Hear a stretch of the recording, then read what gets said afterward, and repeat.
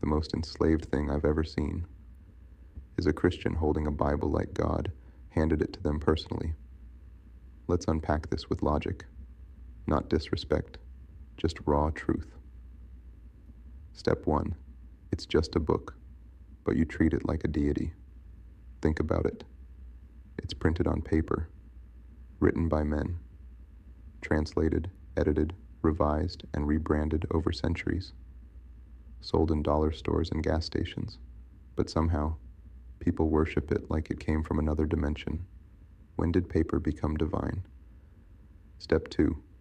Why is the Word of God so easy to find? Let's really question it. You're telling me the God of the universe wrote this, the most sacred truth in existence, the blueprint for all humanity, and yet it's mass-printed, on sale at Walmart, translated 3,000 plus times, and available in hotel drawers across the world? If this is sacred revelation, why is it easier to access than classified government emails? Step 3. You can't even get past the Alaska Wall. Let's talk real power. You can't explore Antarctica freely. You can't enter the Pope's secret vault. You can't sit in on a Bilderberg meeting. You can't even walk into the White House without deep clearance. But somehow, the Word of God, the ultimate divine truth, is just freely floating around. Doesn't add up. Step 4. What's truly sacred is always hidden. Let's go deeper. You can't. Read the original Sumerian tablets. Access ancient Kemet scrolls. See real unedited historical records. Even visit certain forbidden museums without clearance, because true power is never public. But you're told the Bible, which has been edited by empires, used in colonization, and mass-produced for centuries, is the unaltered holy word of God. At some point, you have to admit, somebody played with the narrative. Step 5. Worshipping a printer machine. Let's call it what it is. People aren't worshiping divine truth. They're worshiping a book, a mass-printed, mass-sold, mass-colonized book. The actual printer machines that create Bibles daily get more reverence than some people give to their own ancestors. This isn't faith. This is mental slavery, dressed in ritual. Step 6. Real truth isn't mass-produced. It's remembered. Your ancestors didn't need a book, a pastor, a middleman, a cathedral. They didn't worship words. They channeled spirit. They didn't read truth. They embodied it. They didn't ask what was written. They asked what was within. Real power can't be printed. It has to be felt, lived, recalled through blood and breath.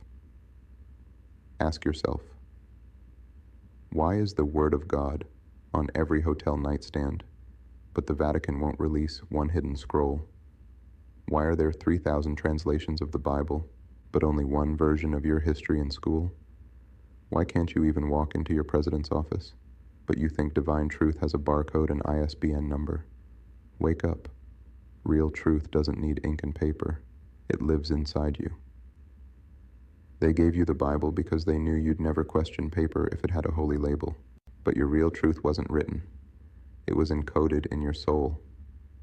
You don't need to worship a book. You need to remember your blood. Step 7. You serve without wages. That's forced labor in slavery. You worked without pay. You labored from fear of punishment. You submitted to a master without reward. In religion, you serve the Lord your entire life. You give time, tithes, worship, energy, and the promise of reward after you die. That's not a spiritual life. That's cosmic slavery with no exit clause. Step 8.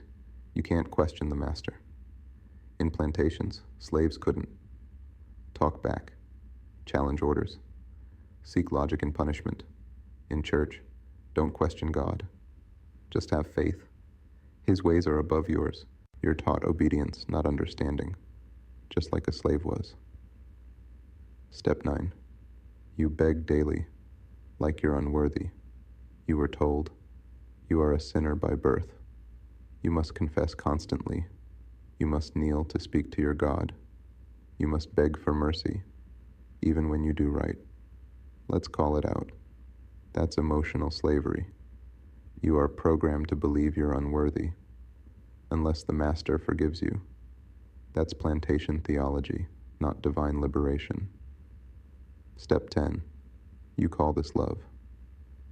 But it's just dependency. If someone in a relationship told you, you're broken without me, you must obey me. I'll punish you eternally if you leave. I love you, but I'll destroy you if you turn away. You'd call it abuse, but when God does it, you call it holy. Christianity teaches you codependency with divinity, not freedom, not love, not sovereignty, just eternal fear of abandonment. Final reflection. This is why the slave loved the master. In the plantations, the slave was beaten until he sang hymns. He was broken until he said, "Thank you, Massa." He was programmed to think serving pain, salvation. Now fast forward. You beg. You tithe. You sing for a master you've never seen, while still suffering on earth. That's not spirituality.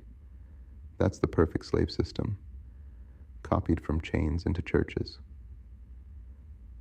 The master doesn't need to beat you anymore. The church does it for him. You were taught to love your chains and call them salvation. Your ancestors were forced to serve. Now you do it voluntarily. If God is real, why does he treat you like a slave?